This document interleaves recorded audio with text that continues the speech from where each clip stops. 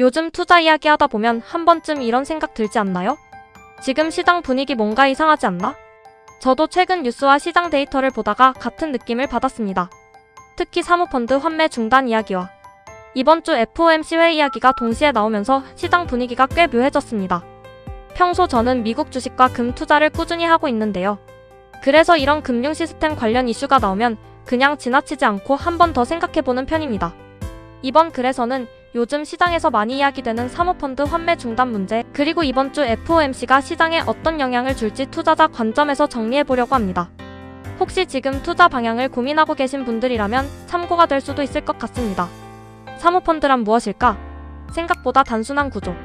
먼저 사모펀드 이야기를 조금 해볼게요. 사모펀드는 보통 일반 투자자들이 생각하는 주식형 펀드와는 구조가 조금 다릅니다. 쉽게 말하면 장기간 묶이는 투자입니다. 보통 구조가 이렇게 됩니다. 투자자는 펀드에 돈을 넣습니다. 운용사 GP는 그 돈을 가지고 기업을 인수하거나 기업에 대출을 해줍니다. 이 과정이 보통 1년에서 5년 정도 걸립니다. 그리고 이후 6년에서 10년 사이에 기업을 매각하거나 대출금을 회수해서 투자자에게 돈을 돌려주는 구조입니다. 그래서 사모펀드는 기본적으로 유동성이 낮은 투자입니다. 대신 이런 특징 때문에 보통 투자 설명할 때 이렇게 말합니다. 연 10% 이상 수익률 가능. 많은 경우 기준금리의 57% 정도 가상금리를 더한 수익률을 목표로 합니다. 그래서 요즘 사모대출 시장 규모가 약 1.5조 달러까지 커졌습니다. 문제는 바로 여기서 시작됩니다. 최근 사모펀드 환매 중단 이야기 왜 나오는 걸까? 최근 금융뉴스 보면 이런 이야기가 계속 나오고 있습니다. 사모펀드 환매 중단, 펀드런, 사모대출 시장 긴장. 이게 왜 생기냐면 이유는 생각보다 단순합니다. 사모펀드는 주식처럼 바로 팔 수 있는 자산이 아닙니다. 예를 들어보겠습니다. 펀드가 기업에 대출을 해줬습니다. 그런데 투자자가 갑자기 돈을 빼겠다고 합니다. 문제는 여기입니다. 기업에 빌려준 돈은 당장 회수할 수 없습니다. 그래서 펀드는 선택을 해야 합니다. 대출 채권을 헐값에 팔기, 환매를 거부하기. 결국 대부분은 환매 제한이라는 방법을 선택하게 됩니다. 평소에는 문제가 안 됩니다. 하지만 투자자들이 한꺼번에 돈을 빼려고 하면 문제가 커집니다. 바로 펀드런이 발생하는 구조입니다. 사모펀드의 가장 위험한 구조 백레버리지. 제가 개인적으로 가장 흥미롭게 보는 부분이 바로 이것입니다. 사모펀드 구조에는 백레버리지 백레버리지라는 것이 있습니다. 이게 뭐냐면 쉽게 말해 레버리지 위에 레버리지를 얹는 구조입니다. 예를 들어보겠습니다. 사모펀드가 기업에 100억을 대출합니다. 그런데 그 대출 채권을 담보로 은행에서 돈을 또 빌립니다. 그리고 그 돈으로 또 대출을 합니다. 이렇게 되면 실제 레버리지는 점점 커집니다. 시장 좋을 때는 문제가 없습니다. 하지만 시장이 나빠지면 상황이 완전히 달라집니다. 담보 가치가 떨어지면 은행이 이렇게 말합니다.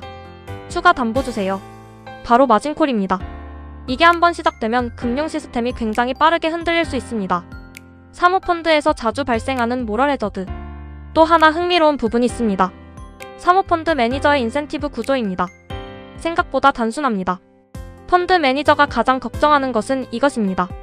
투자자 돈을 다 못 쓰면 어떡하지? 왜냐하면 투자금을 쓰지 못하면 투자자에게 돈을 돌려줘야 합니다. 그리고 다음 펀드 모집이 어려워집니다. 그래서 실제로는 이런 일이 발생합니다. 대출 기준이 점점 낮아집니다. 특히 요즘 같은 경우 AI 스타트업 대출이 많이 늘었습니다. 문제는 여기서 끝나지 않습니다. 기업이 이자를 못 내면 정상적으로는 부도 처리해야 합니다. 하지만 실제로는 이런 방식이 사용됩니다. 에버그리닝, PIK 방식. 쉽게 말하면 이자 낼 돈을 다시 빌려주는 구조입니다. 평소에는 문제가 없습니다. 하지만 금리가 높아지면 이 구조가 유지되기 어렵습니다. JP모건의 담보가치 하향이 의미하는 것. 최근 금융권에서 조용히 이야기되는 부분이 하나 있습니다. 바로 담보가치 하향 조정입니다. 대형은행이 담보가치를 낮추기 시작하면 시장은 긴장합니다. 왜냐하면 그 다음 단계는 보통 이것입니다. 마진콜, 자산 매각, 가격 하락. 그래서 이런 상황이 나오면 시장에서는 보통 이렇게 말합니다. 탄광 속 카나리아가 움직였다. 즉 금융 시스템에서 먼저 위험 신호가 나온다는 의미입니다. 이번 주 FOMC가 중요한 이유. 그래서 이번 주 FOMC가 중요합니다. 시장에서는 보통 금리보다 연준의 메시지를 더 중요하게 봅니다. 특히 이런 상황에서는 두 가지 시나리오가 나옵니다. 첫 번째 시나리오. 연준이 인플레이션을 더 강조합니다. 이 경우 시장은 긴장합니다. 왜냐하면 금리가 오래 유지될 수 있기 때문입니다. 두 번째 시나리오. 금융 시스템 안정 이야기가 나옵니다. 이 경우 시장은 안도랠리가 나올 수도 있습니다. 그래서 FOMC는 항상 중요하지만 지금은 더 중요합니다. 그렇다면 지금 시장은 버블일까? 많은 분들이 이런 질문을 합니다. 지금 버블인가요? 솔직히 말하면 저는 이렇게 생각합니다. 버블은 항상 사람들이 버블이라고 말할 때가 아니라 아무도 의심하지 않을 때 생깁니다. 그래서 저는 지금 상황을 이렇게 보고 있습니다. 시스템 리스크 가능성, 유동성 문제, AI 기대감 과열. 이 세 가지가 동시에 존재하는 시장입니다. 그래서 저는 개인적으로 투자할 때 이렇게 생각합니다.